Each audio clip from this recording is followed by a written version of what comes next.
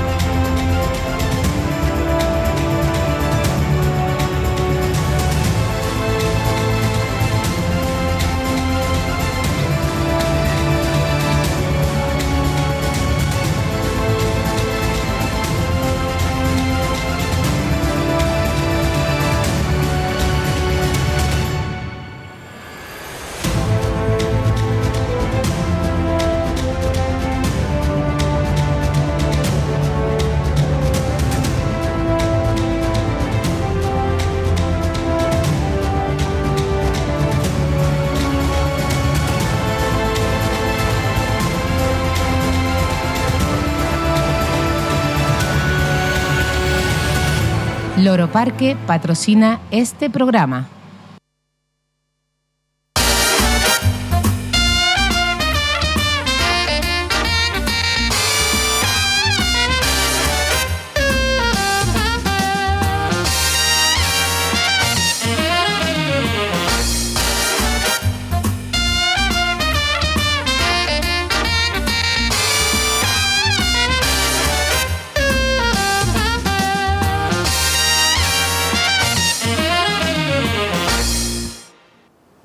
Muchísimas gracias por estar con nosotros en este miércoles en la noche.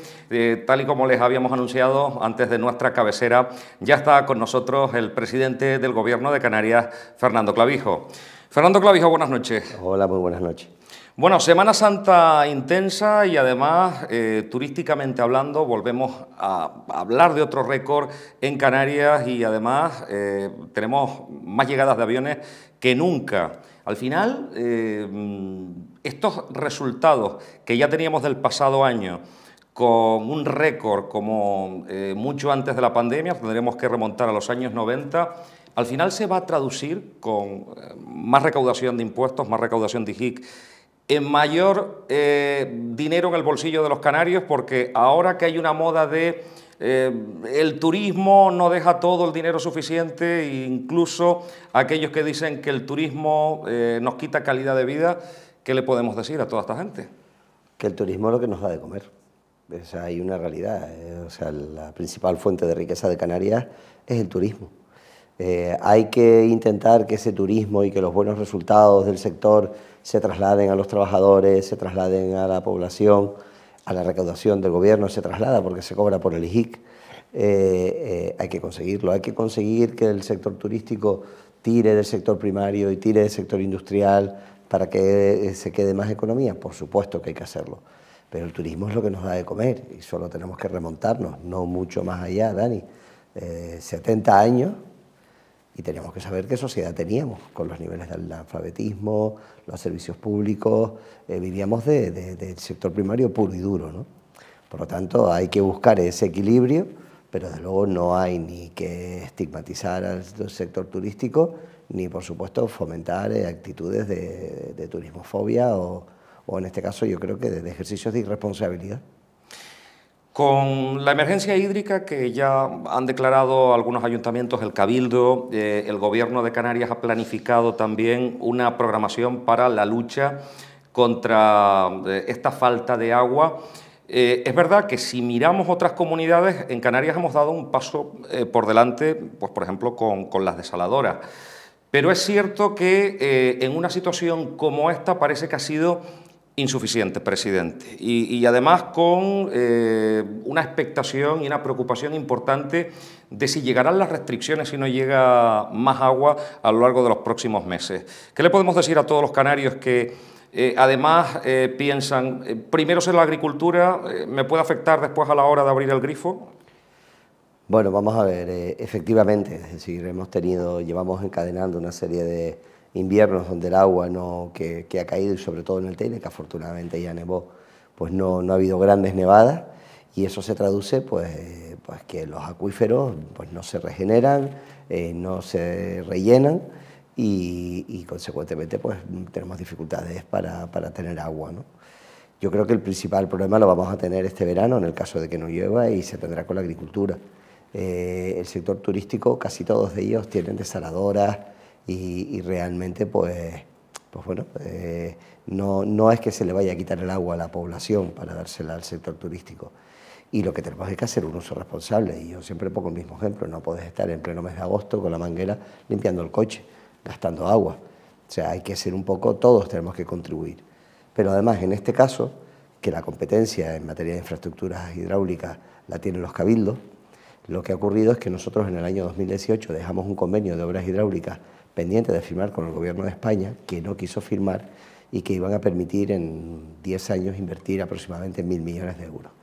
Porque tenemos problemas en este caso en la desalinización de agua, en la depuración, pero también tenemos un grave problema en las tuberías que transportan el agua, donde hay islas, sin ir más lejos, Lanzarote, donde el 52% del agua que pasa por las tuberías se pierde, porque hay fugas, hay averías, ¿no?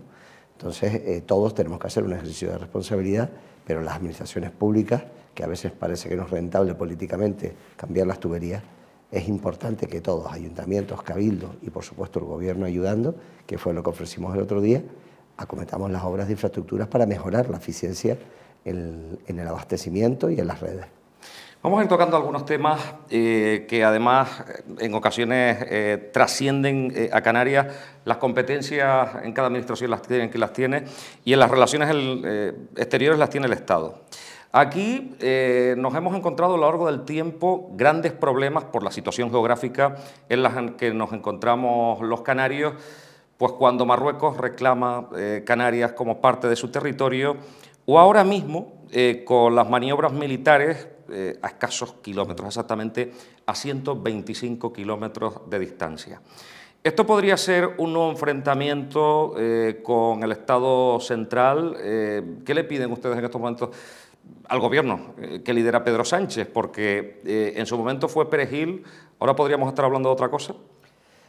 Bueno, yo creo que Marruecos lleva tiempo, no sé por qué, Pedro Sánchez y el Gobierno del Partido Socialista ha tomado una decisión o una posición respecto al Reino de Marruecos de inferioridad. La realidad es que Marruecos es un vecino con el que nos tenemos que llevar bien, con el que tenemos que tener relaciones diplomáticas y económicas, pero siempre en un plano de igualdad. ¿Qué es lo que ha ocurrido en los últimos tiempos? Desde el giro radical, que todavía nadie ha explicado, ni siquiera el Pedro Sánchez, respecto a la posición al Sáhara Occidental, que España y la ONU había mantenido históricamente. De repente, unilateralmente, Pedro Sánchez y su gobierno pues deciden reconocer la soberanía de Marruecos sobre el Sáhara Occidental. Y ahí empiezan una serie de desplantes, desde que vaya Pedro Sánchez para una cumbre y no lo reciba el rey de Marruecos, desde que Marruecos cambie la mediana de manera unilateral y España no haga nada, desde que ahora nos enteremos también por la prensa marroquí que se está negociando el control del aire de la zona aéreo que históricamente se ha llevado desde Gran Canaria por parte de Marruecos y que se traslade ese control a Marruecos. Y yo creo que ya esto último es supuestamente unas maniobras a 125 kilómetros de nuestras costas. Es cierto que en aguas marroquíes, eso ahí no tenemos nada que decir, pero que habitualmente por cortesía cuando se realizan maniobras, pues la realidad es que se contacta con el Gobierno. ¿Aquí qué puede haber ocurrido? O se contactó con el Gobierno y el Gobierno no quiso informar a Canarias, o, que sería lo peor, Marruecos ni siquiera contactó con el Gobierno de España. Entonces da la sensación de que es una exhibición de fuerza, de arrogancia, en la que bueno, Marruecos quiere demostrar que está en un plano de superioridad frente a España. Y a nosotros nos Nos preocupa porque estamos, insisto, cerca, y nos preocupa porque, bueno, por la política de los hechos consumados se van consolidando posiciones que Marruecos históricamente ha demandado, y claro, y Canarias es la gran sacrificada. Pedía usted estar en esas relaciones bilaterales, que se tuviera representación canaria, por ejemplo, con el tema de la inmigración que sigue llegando a nuestra tierra, con las competencias que tiene el Gobierno de Canarias con los menores. Nos hemos quedado desbordados, pero en la petición de más competencias al Estado, como en su momento se pudo conseguir las competencias en costas, que veremos al final cuándo vamos a poder hacer uso de las mismas. Y años atrás también se solicitaba el control de AENA. ¿Ese es el tope al que van a llegar los nacionalistas en Canarias para seguir pidiendo más competencias al Estado, como sí están pidiendo otras autonomías como Cataluña? Nuestro tope viene definido en el Estatuto de Autonomía, que es el último Estatuto de Autonomía que se ha aprobado en España, es el de última generación y yo creo que es el más avanzado, más incluso que el catalán o que el andaluz, ¿no? Por lo tanto, quien te marca el terreno de juego, pues obviamente es el Estatuto de Autonomía, que es aquello que desde el punto de vista legal el Estado puede transferir o convenir con Canarias en cuanto a competencias. Está la seguridad aprobada, está la política penitenciaria, o sea, hay más competencias que nosotros estamos trabajando. ¿Qué es lo que solicitamos? Solicitamos una bilateral que se celebrará, si todo va bien, que está cerrada la fecha, el próximo 15 de abril en Gran Canaria. Y ahí lo que vamos a hablar es de entrada de las competencias de costas, ¿no? Porque ahí es donde ahora mismo tenemos un conflicto de una invasión de competencias por parte del Estado respecto a Canarias, y que nos gustaría resolver por la vía del entendimiento, y si no, pues tendremos que acudir al Tribunal Constitucional. Pero claro, nosotros aspiramos a que se modifique la Constitución, nosotros aspiramos a que nuestro régimen económico y fiscal esté anclado en la Constitución, porque parece que no es suficiente el Estatuto de Autonomía para que el Estado cumpla con Canarias, porque evidentemente en la medida que nosotros consigamos avanzar incluso en el control de nuestros puertos y aeropuertos, pues las decisiones se tomarán en Canarias, pensando en Canarias. Que se puede pensar en Canarias en España, no se van a tomar en Madrid pensando en otra comunidad autónoma. Con el tema de los trenes, que también ha sido otro de los temas que se ha puesto sobre la mesa, lo que parecía un imposible, o que el Estado pudiera decir, podemos invertir dinero hace algunos años, parece que se va materializando y que podríamos formar parte de la red nacional. Exacto. ¿Estos son cantos de sirena, estos son promesas electorales, o esto realmente se puede materializar con dinero del Estado? No, esa es la clave. Yo creo que la ADIF, lo ideal es que forme parte del capital de las dos empresas públicas que han generado los cabildos, el de Gran Canaria y el de Tenerife, para los trenes, para poner en marcha los trenes. Pero en su momento los ministros decían, es que no caben trenes en Canarias, bueno, es que se nos sale de las islas. Tenemos uno en Mallorca, o sea, se les cae, o sea, ese argumento, pero la realidad es que hay tren en Mallorca, y Mallorca no es más grande, ni es mucho más grande que Gran Canaria y Tenerife. Si me dices de colocar un tren en el Hierro, bueno, pues los trenes son medios de transporte de alta capacidad. Entonces están diseñados, igual que no se puso un tren entre Santa Cruz Laguna, sino se puso un tranvía. Tú tienes el metro, desde el metro, que el metro es ahora mismo el medio de transporte con más capacidad de mover gente que hay en el mundo, que se conozca.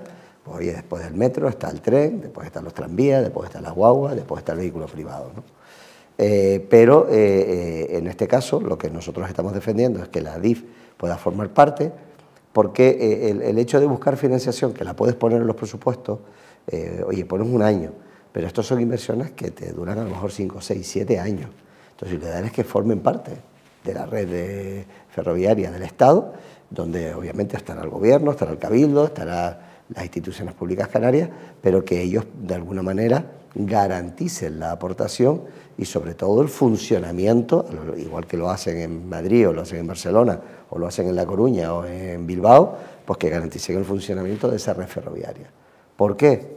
Porque yo creo que es la gran solución. O sea, estamos en el norte y ¿cuál es la solución? ¿Hacer una vía de 25 carriles para llegar todos al mismo sitio o colocar un transporte público eficiente, gratis, como tenemos ahora gracias a los acuerdos de la Agenda Canaria con Madrid y que permita que el ciudadano pueda elegir entre, oye, mi vehículo privado, y oye, llegaré cuando el tráfico me lo permita, o tener un medio de transporte que te garantice que salgas de la Orotava o que salgas de los Ralejos y que llegues en un tiempo razonable. Hemos tenido un desequilibrio inversor durante mucho tiempo y ahí la lucha con el Estado ha sido pues en mayor compensación a la sanidad canaria o incluso con el tema de las carreteras, donde al final el Estado reconoce pues que tiene que pagar un dinero que no llegaba a Canarias y que parece que todavía sigue siendo insuficiente. Lo reconoció por una sentencia del Supremo. A eso voy, pero tuvimos que denunciar al Estado. Da la sensación de que hay comunidades a las que les cuesta menos conseguir cosas, me imagino que por el peso de los votos, que, por ejemplo, Canarias, que tuvo que ir a los tribunales. Pero al final, esos miles de millones de euros que estaban en el sueño de los justos, ¿los vamos a ver, los vamos a materializar en algún momento en Canarias? Se están materializando, son en torno a 1.000 millones de euros lo que conseguimos ganar en el juzgado. Primero querían pagarnos solo una parte, después no querían pagar los intereses. Tuve que presentar 2 incidentes de ejecución ante la Audiencia Nacional, pero al final se pagó pues bueno, una parte a través del convenio de carretera y otra parte también con unos recursos económicos que se inyectaron a la comunidad autónoma. Eso se cobró y gracias a eso, por ejemplo, pues hoy el convenio de carreteras estamos con el túnel de Erjo, o sea, realmente el túnel de Santiago del Teide, están en este caso el enlace de las Chafiras, o sea, estamos junto con el Cabildo trabajando ahora para enganchar la apertura y el ensanchamiento de Guamasa hasta el aeropuerto, hasta Tenerife Norte, para un embudo que se nos genera ahí. Con eso está pudiendo acometer infraestructura, pero lo que tú dices tienes toda la razón, al final es el peso de los votos. O sea, tú miras para Euskadi, en este caso el País Vasco, y de los 15 diputados que tiene igual que en Canarias, 12 son nacionalistas. Claro, tienen un peso. Tú miras para Cataluña y dices, oye, es que tienen 17 diputados nacionalistas. Tú miras para Canarias y tenemos una, que es Cristina Valido. Claro, eso al final se tiene que traducir, pues obviamente, en que o te suben a la flauta y las matemáticas, como nos pasó con Anagrama hace unos años, y ahora menos con Cristina, o al final los partidos nacionales obedecen a las instrucciones que dan sus jefes de Madrid, ¿no? Y eso se traduce en menos recursos, menos oportunidades para Canarias. Si miramos el estado de las autonomías, nos encontramos, y recientemente se ha reunido usted con el presidente de la Junta de Andalucía para poder encontrar esas sinergias, esos acuerdos que podrían significar beneficios para las dos comunidades autónomas. Pero nos vemos comunidades muy críticas, en este caso con el gobierno central, como podría ser Madrid, donde digamos que iríamos más al debate político que a la propia gestión pura y dura, y nos encontramos con comunidades que siempre están indicando que España podría ser un gran enemigo para esas comunidades autónomas, incluso dentro del propio color político, Castilla-La Mancha, que no ve con buenos ojos cómo se condona deuda o se dan más competencias, donde parecía que era un imposible en algunos trenes, por ejemplo, para Andalucía. ¿En qué lugar se encuentra Canarias? A ver, nosotros, de los servicios públicos que recibe un ciudadano del estado de bienestar, el 80% lo gestionan las comunidades autónomas. O sea, al final la educación, la sanidad, la dependencia, la discapacidad, o sea, el grueso de los servicios públicos básicos y esenciales que nosotros hemos decidido dotarnos en nuestro estado de bienestar, los gestionan las comunidades autónomas. Esa es una realidad. Con lo cual, nosotros creemos que las comunidades autónomas estamos perfectamente capacitados para gestionar las competencias. Bien, en materia de terrorismo, intervención de armas, hay algunas que se las reserva el Estado. ¿Qué es lo que ocurre? Que el sistema de financiación no se renueva desde hace más de 20 años y los servicios que tú prestabas tenían un precio y un coste y ahora eso ha ido pasando, no se ha ido actualizando y la realidad es que las comunidades autónomas nos encontramos con decisiones como que el Estado del 3% que tiene de déficit se queda el 2,9% y le das un 0,1%. ¿Eso qué implica? Bueno, pues eso implica que las comunidades autónomas estemos incómodas ahora mismo, que queramos que se afronte y que digamos, oye, ¿qué estado de bienestar queremos tener y cuál es el que nos podemos permitir? Y en esa jugada de repente entra Cataluña, que quiere romper todas las reglas de juego. Quiere llegar y decir, oye, yo no quiero estar en el Fondo de Solidaridad, no quiero nada, soy un Estado independiente y por lo tanto ahora lo que recaude es para mí. Yo le voy a poner al ciudadano un ejemplo muy fácil. A mí me parece bien, pero las empresas que tienen la sede en Cataluña y que pagan los impuestos en Cataluña hacen negocio en Canarias. Y no pagan los impuestos en Canarias porque los pagan en Cataluña porque forman parte de un Estado. Si a lo mejor esas empresas tuviesen que trabajar en Canarias, igual tendríamos que cambiar las reglas de juego y decir, bueno, pues entonces me abres una empresa en Canarias y me pagan los impuestos en Canarias. Y a lo mejor resulta que ya Cataluña no es tan contribuidora neta a la caja de solidaridad, ¿no? Con lo cual, las reglas de juego hay que definirlas bien. Ese debate no se está teniendo porque, como tú bien has dicho, al final todo esto ha contaminado. Hay unos que dicen no a todo, otros que dicen sí a todo y otros que no quieren estar. Yo creo que Canarias está con el sentido común, con el modo canario de hacer política. Nosotros creemos que se tiene que abrir el melón de la financiación autonómica para que las comunidades autónomas podamos tener los recursos para atender a nuestros ciudadanos y creemos que todos tenemos que formar parte del Estado y que todos tenemos que ser solidarios. A partir de ahí, como siempre hemos dicho, siempre pues, creemos que como Coalición Canaria su única origen y en el código genético y su razón de ser es servir a los canarios, pues unas veces tendremos que entendernos con el PP, otras veces con el PSOE, pero lo único que saben los canarios seguros es que nos vamos a entender para resolver sus problemas. A caballo entre lo que sería un Estado federal, este ejemplo que ha significado España del Estado de las autonomías, todavía hay algunos que siguen reclamando más competencias y que el Estado se quedara con muy poquitas, como podrían ser los estados federales, por ejemplo, en Estados Unidos o incluso si nos fijamos en lo que serían otros estados federales dentro de Europa. El límite de las competencias ha llegado ya, me decía usted, lo que marca el marco constitucional, pero no podemos dar un paso más. En su momento se llegó incluso a hablar de un estado dentro de otro, que incluso Canarias, por su propia idiosincrasia, pudiera tener más competencias de las que tiene. Pero cambiemos la Constitución.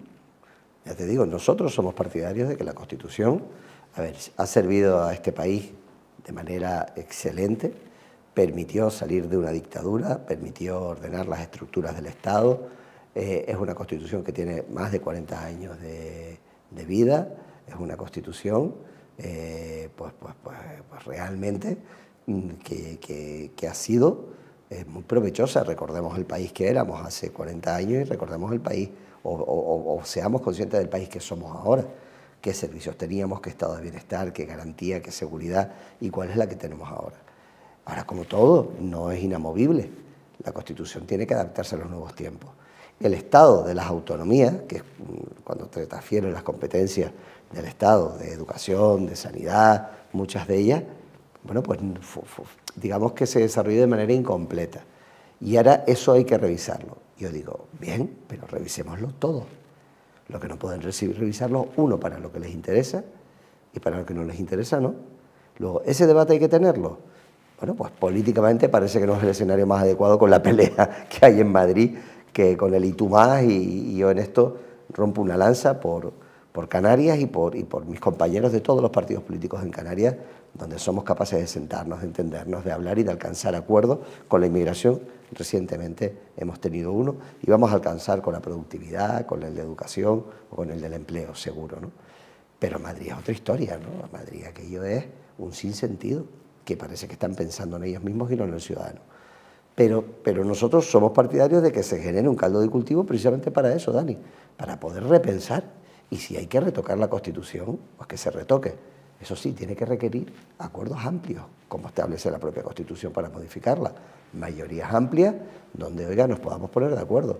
Y ponernos de acuerdo implica sentarnos, humildad, tranquilidad, responsabilidad y hacer bien las cosas. No parece que ahora mismo en Madrid se viva un clima propicio, pero oye, yo no tiro la toalla, yo siempre estamos mirando, ay, que fuera se hacen las cosas mejor. Mira, hay cosas que en Canarias se hacen mejor que en Madrid. Ahora mismo, en el que España está como está, que no tenemos una mayoría clara y que incluso con unas elecciones catalanas y vascas a la vuelta de la esquina, el Gobierno central ha decidido pues, desechar los presupuestos del año 2024. Esto al final afecta pues, al propio techo de gasto y a la propia economía que tienen las comunidades. ¿En qué va a afectar? Porque se hablaba de 100 y pico millones que podía sumarse a los huecos que habían dejado el anterior gobierno. Al final esos 1.000 millones de presupuesto de más que teníamos con el presupuesto anterior, ¿va a significar para tapar todos esos huecos o esas cantidades son inamovibles y comprometidas? No, no vamos a tener que tapar huecos, ¿no? Porque ya no es solo el presupuesto de Canarias, sino que el propio Estado tiene inversiones en Canarias que no va a poder acometer porque los presupuestos no están aprobados, ¿no? A mí me parece incomprensible. Es como si hoy, que es miércoles santo y que estamos aquí esta noche con este programa, de repente tú dijeses, es que como Semana Santa y no va a haber, la gente está con las procesiones, yo no voy a hacer el programa. Diga, no, mire, usted es un profesional, usted está cobrando un sueldo. El presupuesto luego podrá salir o no podrá salir porque las mayorías están como están en Madrid. Pero lo que tú no puedes dejar es hacer tu trabajo. Entonces me parece un ejercicio de irresponsabilidad, de dejadez y desde luego de falta de respeto a todo el país el ni siquiera presentar unos presupuestos. Tu presupuesto lo presentas. Oye, que luego no consigues sacarlo adelante, oye, pues no pasa nada. Pero tú hiciste tu trabajo. Tú hiciste tu trabajo, que es por el que te paga la ciudadanía. Ahora, esto de decir, ¿por qué convocan elecciones en Cataluña? No hago el presupuesto, ¿y por qué no lo hiciste cuando las convocaron en el País Vasco? Y ahora tenemos, que tú dijiste, las vascas el 21 de abril, las catalanas el 12 de mayo y las europeas el 9 de junio. Entonces, ¿qué pasa? ¿Que cuando hay elecciones no hacemos presupuesto? No. Entonces, cuando hay elecciones la gente no va a trabajar. Pues no, es un ejercicio de irresponsabilidad.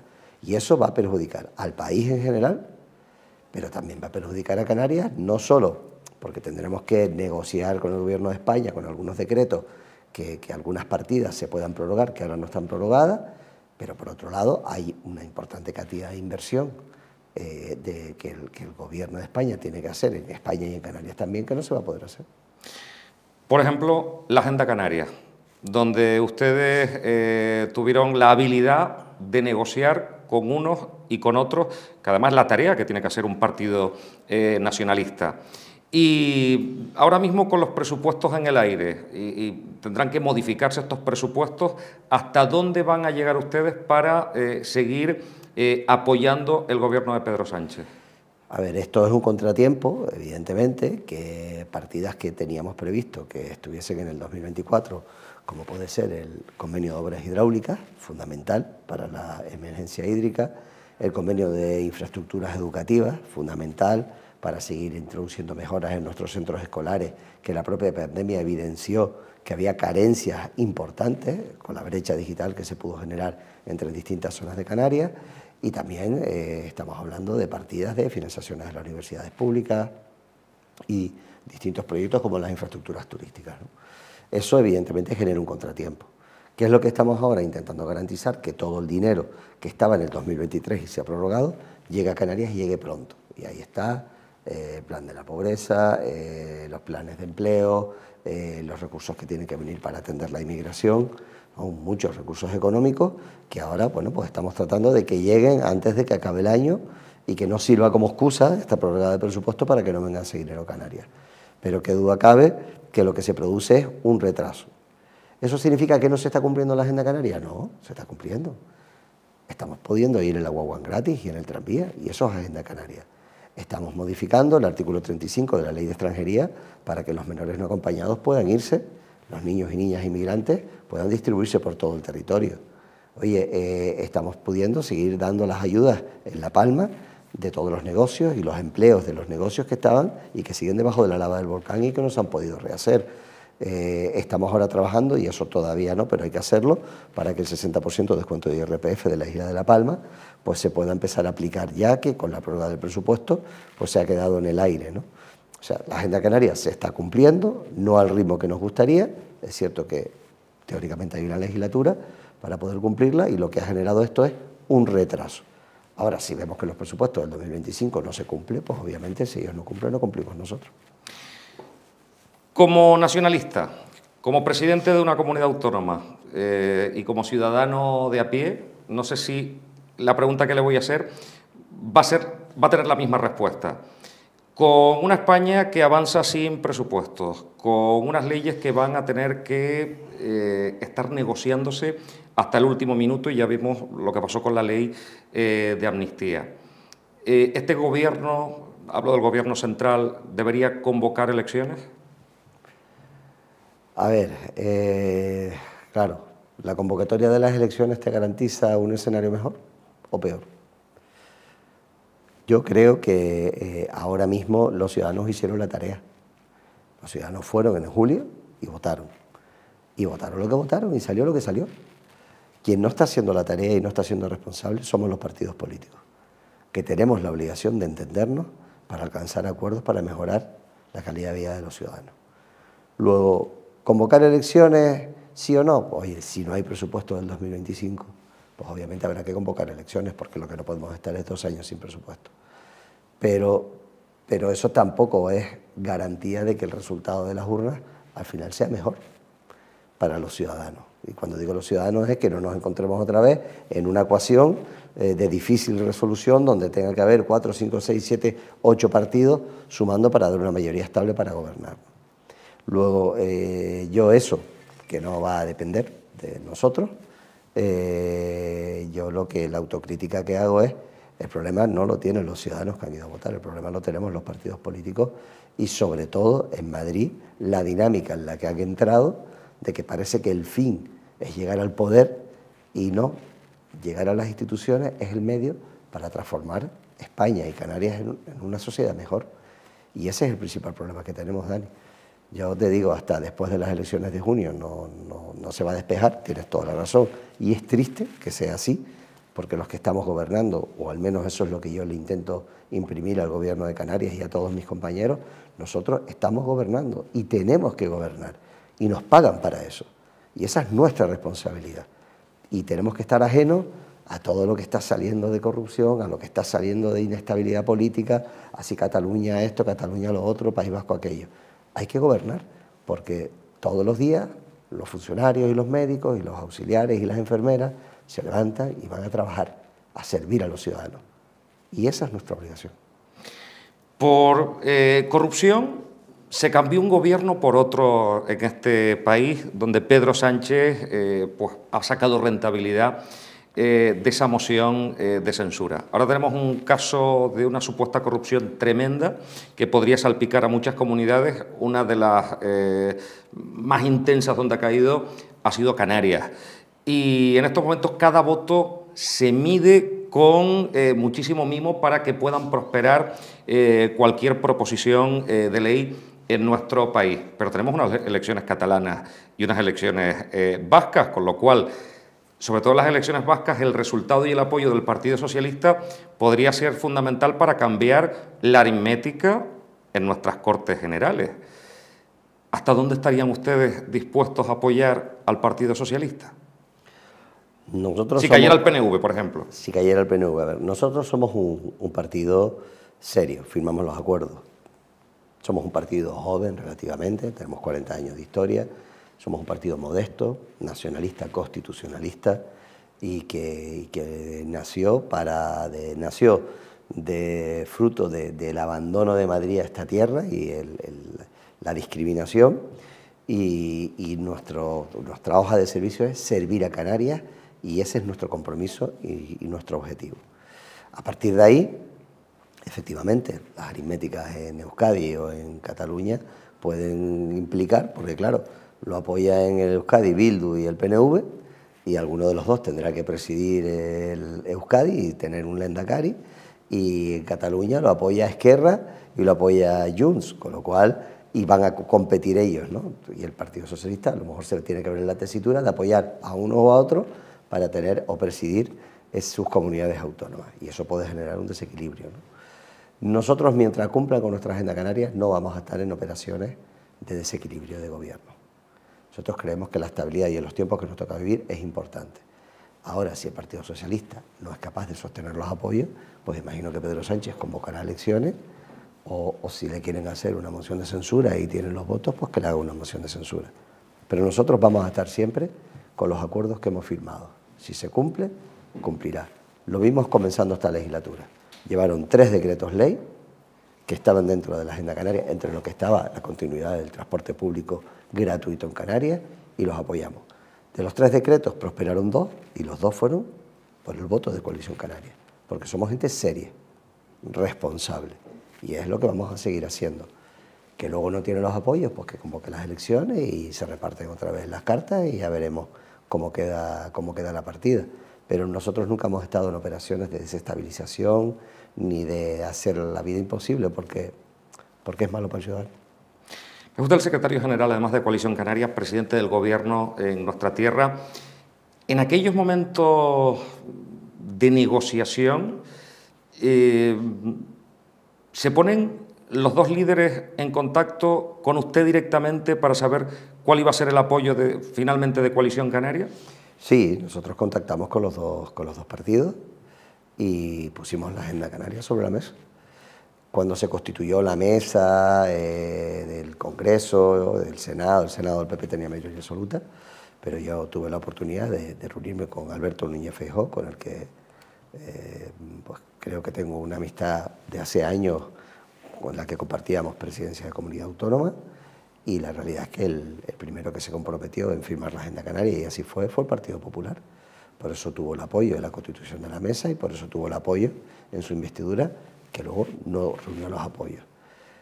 Una vez pasada esa investidura fallida, el Partido Socialista tenía la Agenda Canaria, nos vino a pedir el voto y le dijimos, la Agenda Canaria hay que firmarla.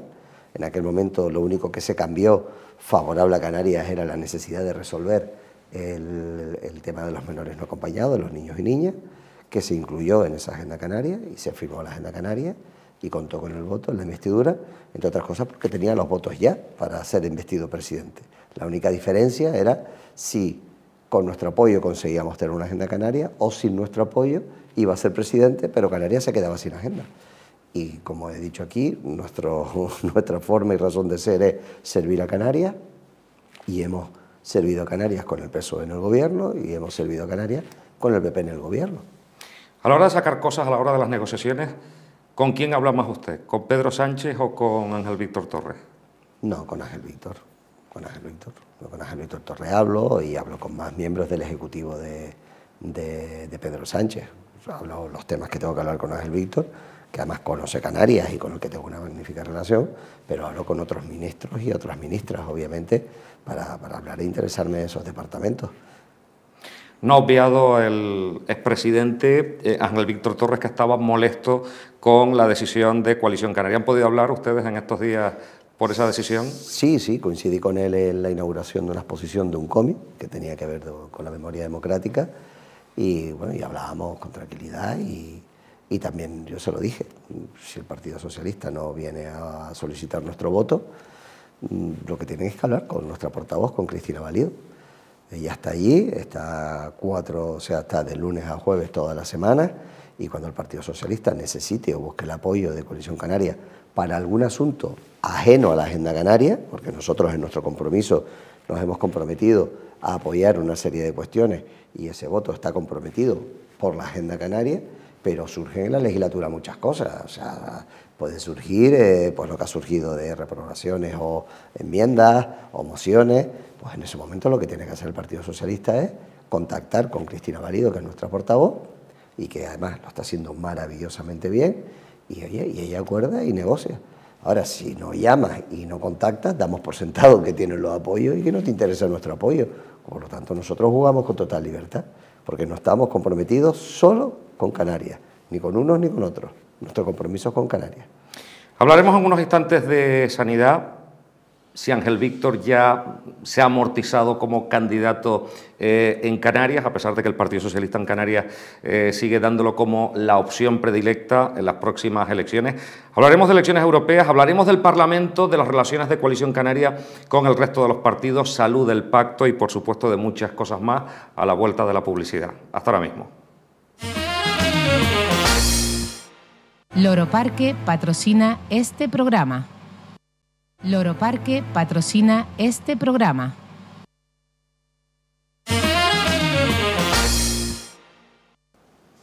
Muchísimas gracias por continuar con nosotros aquí en la televisión de Tenerife. Estamos hoy en este especial El Cuarto Poder hablando con Fernando Clavijo, presidente del Gobierno de Canarias, y se nos quedaban muchas preguntas antes de irnos hasta la publicidad en el aire. Una de ellas, después de esa conversación y la molestia del expresidente y ministro, con un escándalo tan monumental, que sigue sacudiendo todo el tablero político a nivel nacional y también el de Canarias, la pregunta que dejaba en el aire al presidente del Gobierno es si ya está más que amortizado Ángel Víctor Torres después de un escándalo de estas características, porque hablamos de caso Mascarillas, caso Mediador y ahora caso Koldo.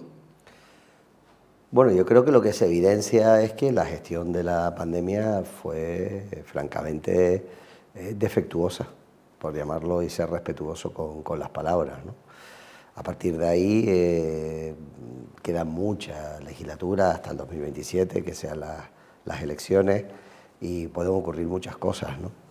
Yo soy consciente de que en aquellos momentos la situación era muy tensa y muy complicada, pero desde luego eso no es ni excusa, ni desde luego debía permitir que los mínimos controles que la Administración tiene que tener para garantizar que el dinero público se usa de manera adecuada se hubiesen mantenido, sobre todo porque en otras comunidades se mantuvo y la situación era igual de dramática e igual de compleja, ¿no? Pero yo en ese aspecto distingo, me gusta siempre compartimentar, porque yo creo que eso ayuda a ordenar. Está la parte política, que tendrán que responder los partidos políticos, que se tendrá que responder, en este caso, las comisiones de investigación del Congreso de los Diputados, del Senado, del Parlamento de Canarias. Está la parte personal, que yo creo que ahí lo que ha faltado, y es una opinión personal, es explicar las cosas. Hay que explicar las cosas, el ciudadano tiene que tener una explicación, y yo creo que ahí no se ha explicado bien. Y luego está la parte del Gobierno, que es la que a mí me toca, que nosotros estamos centrados gobernando, intentando que todo esto no contamine la gestión y, por supuesto, colaborando con la justicia. Porque aquí está la parte judicial, la parte política y la parte personal del que quiera dar las explicaciones y que lo afronte como estime conveniente, pero nosotros somos Gobierno y nosotros lo que tenemos es que gobernar, colaborar con la justicia en todo lo que se nos pida, pero intentar que todo esto no contamine, ni genere, ni nos contagie de todo ese mal rollo que se vive en Madrid en la política española. Recientemente estaba aquí la diputada Nira Fierro y le preguntaba qué nota le daría en estos momentos al Gobierno de Canarias y decía, pues escasamente un 4, porque no han cumplido ni con el IJIC, una ley de vivienda que no nos gusta.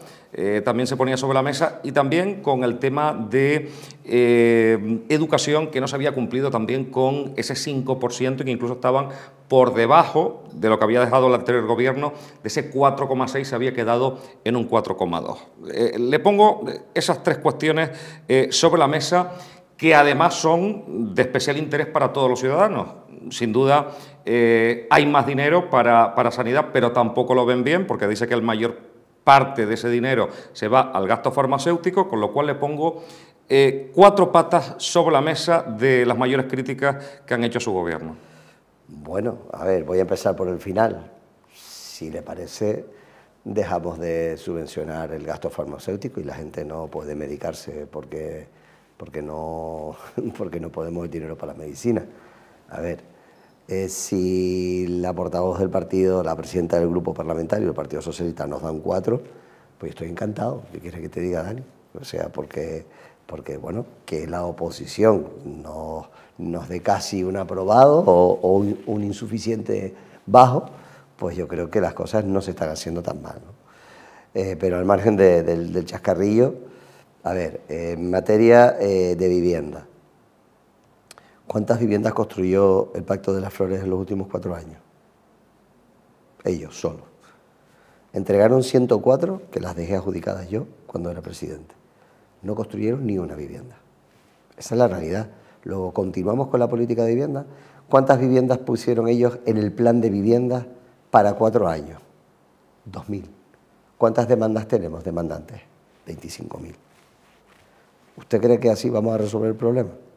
No vamos a resolver el problema, porque si tienes 25.000 personas pidiéndote vivienda y tú en 4 años te comprometes a hacer 2.000, en los siguientes 4 años vas a tener 35.000, porque la población sigue creciendo.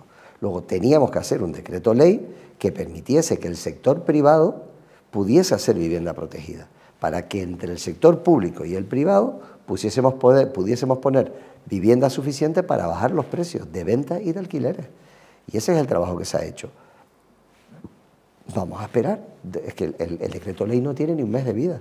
Vamos a esperar un año y medio para ver si, oye, surte los efectos deseados. Porque yo realmente creo que también el Partido Socialista quiere resolver el problema de la vivienda. Lo que pasa es que, bueno, choca y parece que solo hay una forma de hacer las cosas, que es la que ellos dicen. En materia de sanidad es la partida que más ha subido en los presupuestos.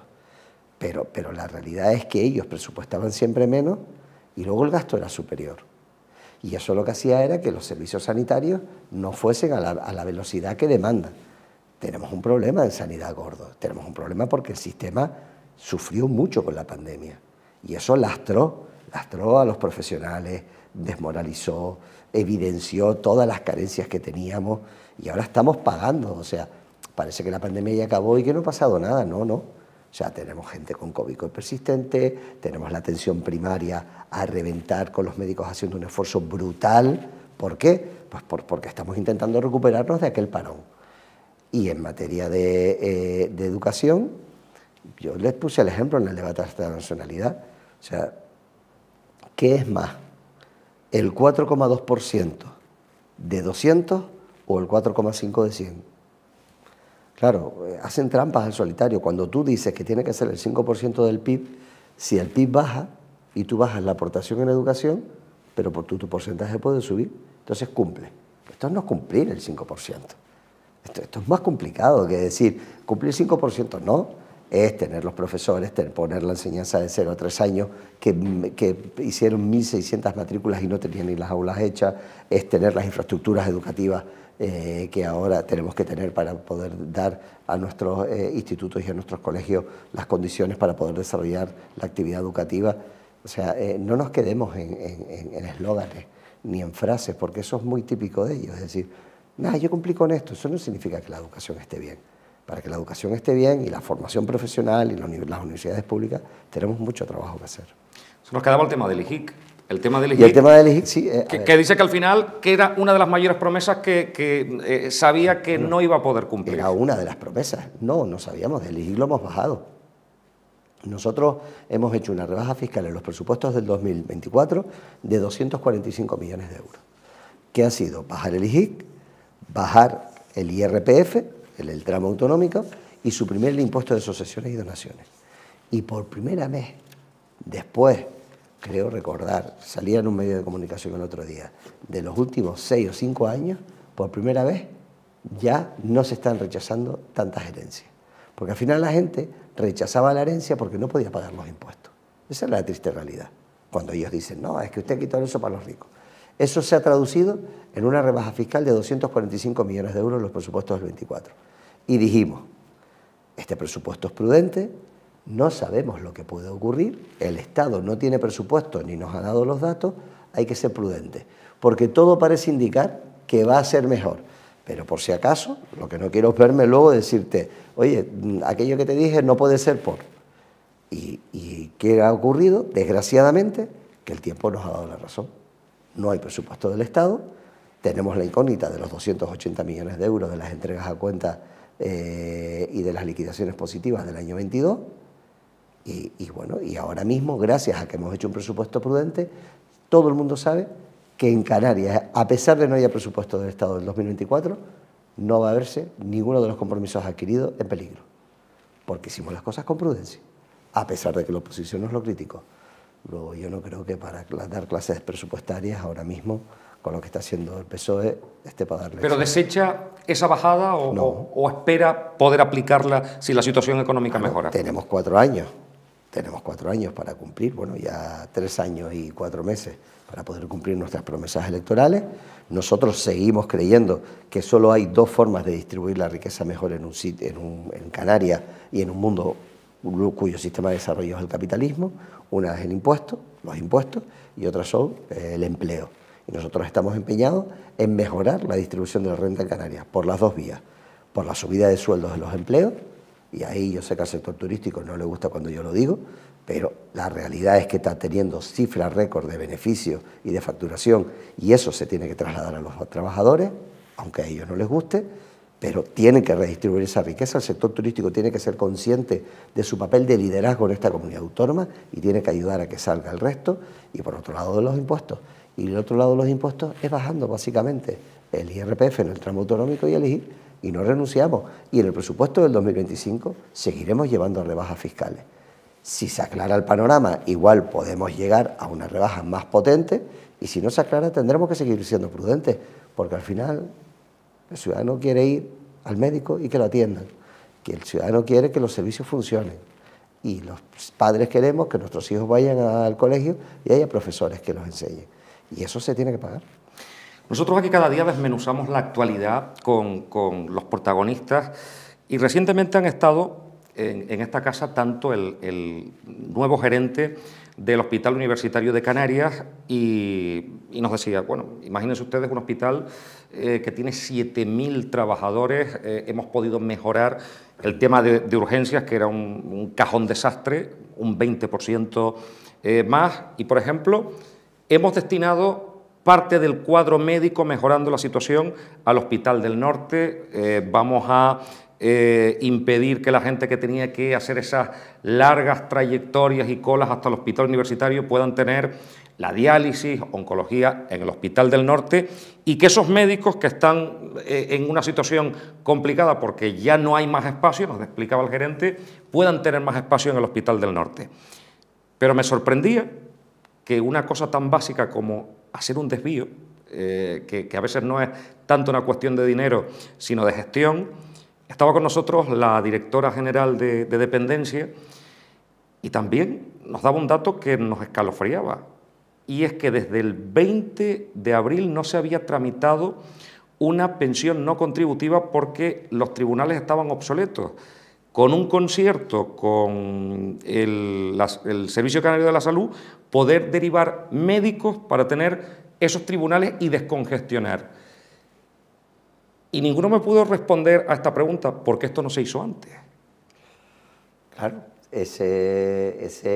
yo te voy a intentar contestar. En la legislatura pasada hubo 3 consejeros de Sanidad y 4 directores del Servicio Canario de Salud en medio de una pandemia. Entonces, una consejería que es con diferencia la que más personal y más presupuesto tiene de todo el gobierno de Canarias, si tú, en medio de una pandemia que te colapsa el sistema sanitario, tienes 3 consejeros, Teresa Cruz Oval, Julio Pérez y Blas Trujillo, y tienes 4 directores del Servicio Canario de Salud, la directora que estaba con Teresa Oval, no me acuerdo del nombre, después tuviste a Antonio Olivera, después tuviste a Alberto Paso y después tuviste a Conrado Domínguez, mentira, y el último, porque Conrado le dimitió. Claro, si tú tienes 5 directores del Servicio Canario de Salud en medio de una pandemia, pues obviamente, entre que llegas, te enteras de qué va el tema y empiezas a hacer las cosas, no te da tiempo de nada. Con lo cual fueron 4 años perdidos. Y nosotros le dijimos y le ofrecimos desde la oposición el apoyo. Se traducen los datos que tú estás viendo. Yo estoy con Adasat, que es el gerente de LUC, que además es un hombre del norte de Tenerife y que conoce perfectamente el Hospital del Norte y cómo dejamos incluso hasta quirófanos y resonancias hechas, lista para funcionar, y que en los 4 años no se puso en funcionamiento. Estoy convencido que le va a dar un gran impulso. Y en este caso de Dulce, que es la directora de discapacidad, que también, junto con Adasat, y además conocida de esta casa, bastante colaboradora, pues también está haciendo un trabajo en discapacidad que por primera vez en la historia y en cuestión de unos meses, muy poquito, vamos a poder tener un carnet de reconocimiento de grado de discapacidad que te va a servir para poder relacionarte sin necesidad de presentar siempre todos los papeles, y que era una larga demanda de todos los colectivos. Con lo cual, oye, ¿tenemos varitas mágicas? No las tenemos. Esto le vamos a dar en 2 años la vuelta como un calcetín y va a ir todo fantástico. No, no es cierto. Pero sí vamos a mejorar y vamos a dejar las cosas mejor, y algunos asuntos que estaban enquistados y que, como tú, que parecen de sentido común. ¿Y esto por qué no se ha arreglado? Pues porque no ha habido voluntad, ni ganas, ni conocimiento. Ahora nosotros vamos a ponerle voluntad, ganas y un poquito de conocimiento. Bueno, pues vamos con los 3 últimos temas ya más rápidos para concluir con esta entrevista. Uno ha sido los problemas que se han quedado del pasado, y hay un montón de gente que nos ha planteado, mire, que yo pedí una subvención pues para poner paneles solares, me compré un coche eléctrico y demás, y 24 meses después no me ha llegado la subvención, y hay un cabreo monumental. ¿Qué le podemos decir a toda esa gente, presidente? Yo lo sufro también, ¿eh? Yo en esa 2 años y medio, y todavía mi mujer se compró un coche eléctrico y todavía no nos ha llegado. Pero fue una promesa que además se le dio a la gente, decir, no, vamos a tener... Son una base. Yo le digo, vamos a ver, nos hemos encontrado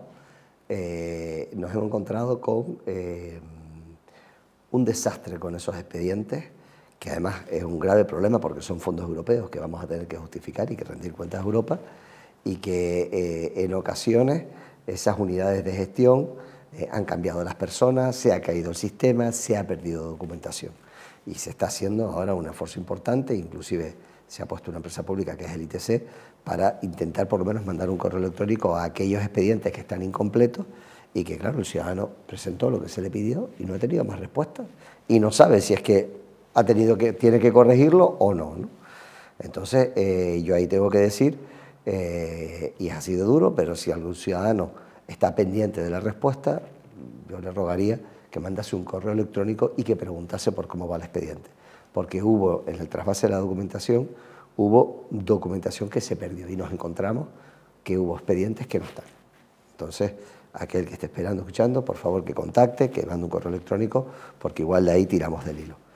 Luego nos estamos encontrando y nos encontramos con algunas subvenciones que hubo compromisos y que no había presupuesto para atender ese compromiso.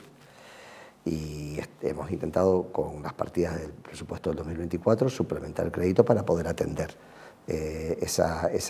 esos compromisos que no eran nuestros compromisos, que eran compromisos del gobierno anterior, pero yo entiendo que en muchas ocasiones, y sobre todo con el tercer sector, si tú acometes proyectos pensando que vas a tener un apoyo del gobierno y luego yo no soy de lo que te lo prometió el otro, pues yo lo siento, no, tengo que darle una salida y una respuesta a esa gente, ¿no?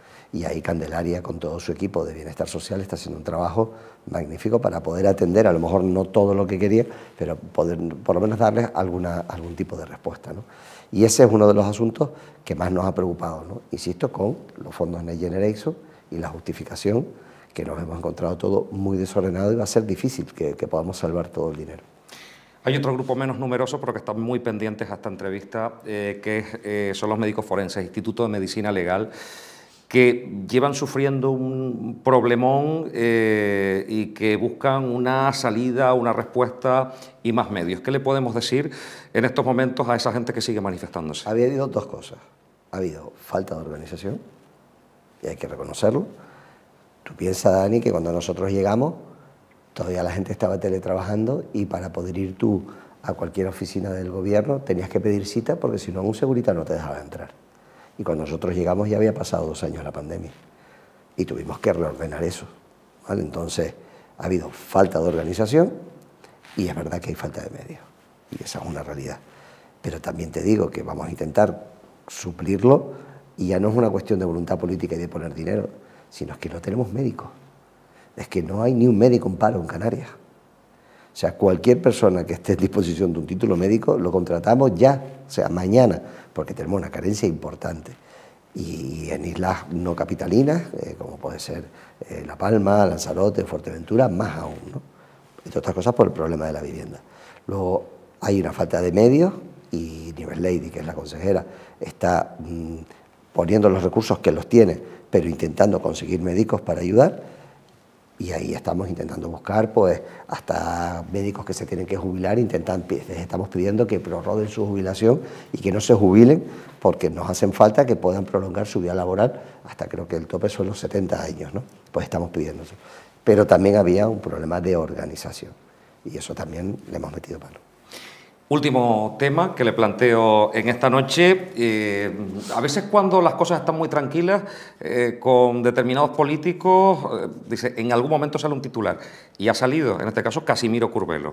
Ha destapado de nuevo Puerto de Fonsalía, que parecía que estaba ya desechado y que, bueno, el Cabildo, de momento, sigue cerrando la puerta al puerto de Fonsalía. Vuelve a aparecer Puerto de Fonsalía en el sur de la isla de Tenerife, Puerto del Puerto de la Cruz en el norte de la isla de Tenerife. ¿Qué podemos decir a estas dos infraestructuras?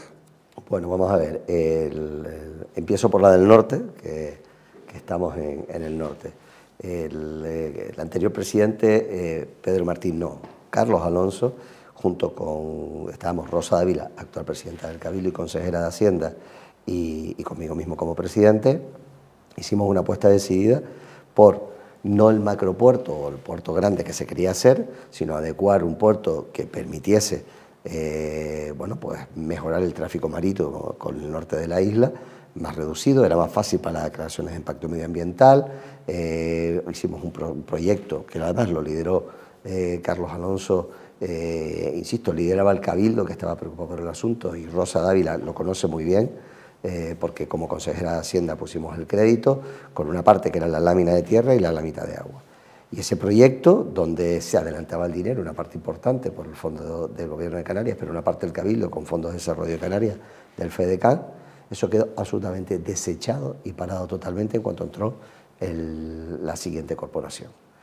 Ahí, no sé si el alcalde del Puerto de la Cruz quiso, no quiso, pudo, no pudo, pero en realidad es que eso quedó todo en marcha. Nosotros creemos que es necesario esa infraestructura en el norte. Ya te digo yo de antemano que creo, y Rosa Ávila también lo cree como presidenta, y hoy nosotros estamos encantados de empujar esa infraestructura porque va a ser importante para el desarrollo del norte de la isla. En el caso del puerto de Fonsalía, el gobierno anterior dejó que se caducase la declaración de impacto ambiental, unido a que el gobierno de España, desde el año 2018, pero también el anterior con el PP, en ningún momento puso las partidas económicas y presupuestarias para poder desarrollar esa infraestructura. Yo entiendo que Casimiro, como presidente de Cabildo de La Gomera, y el tráfico principal es con la isla de La Gomera, el atasco, el tráfico, yo puedo entender su desesperación porque tras muchos años, pues al final eso no ni está ni parece. Pero imagínate que además la presidenta del Cabildo de Tenerife considera que no es necesario, pero imagínate que se dijese, si mañana no lo vamos a ver hasta dentro de 20 años. Entonces, yo, ¿cuál creo que es el sentido común de las cosas? Oiga, hay que intervenir ya los cristianos. Hay que intervenir a los cristianos en la lámina de agua, con inversiones de puertos del Estado, pero también en la parte de tierra. Y ahí el Cabildo de Tenerife, me consta porque lo he hablado con la presidenta, y yo como gobierno estamos dispuestos, junto con el municipio de Arona, a invertir recursos económicos para acometer en las entradas y salidas de tráfico, para acometer las reformas necesarias que permitan que, oye, esas entradas y salidas sea fluida y que no sea una tortura china entrar y salir, ni que sea más largo el tiempo que estás en la cola para salir del puerto que todo el trayecto en el barco, ¿no? Luego, una cosa no quita lo otro. Yo entiendo la legítima, pero oye, las prioridades de Tenerife, la presidenta considera que no, Coalición Canaria considera que el puerto de Fonsalía ni está ni ahora mismo es una necesidad, que hay que aprovechar más el de Granadilla, por ejemplo, pero no nos quedemos paralizados, intervengamos en el puerto de los cristianos para mejorar los atascos y los problemas que sufren los ciudadanos. Hemos llegado al final, estamos en plena Semana Santa. ¿Ha decidido usted no cogerse ni un solo día de vacaciones? Bueno, yo como lagunero y alcalde de la ciudad que fui, yo disfruto y vivo la Semana Santa. Ayer por la noche estaba en la procesión del encuentro en La Cuesta, en el barrio de La Candelaria y La Paz y la Unión, que es maravillosa, una de las que más me gusta. Y bueno, y luego voy a estar en la Macarena de Santa Cruz, voy a estar en la Magna, por supuesto. La del Silencio de la Laguna me gusta siempre verla en familia, que es muy emotiva. Y luego el domingo de Resurrección. Yo la verdad es que lo vivo y disfruto, y como soy bastante hogareño y me gusta estar en casa y disfrutar de mi isla y de mi municipio, y pues la verdad es que no es un esfuerzo para mí. Oiga, de todas las personas con las que ha estado en las distancias cortas, por ejemplo, el otro día con la reina Sofía, o en su momento en esa visita con el Papa, son dos personajes que han visto pasar la historia, la pátina del tiempo.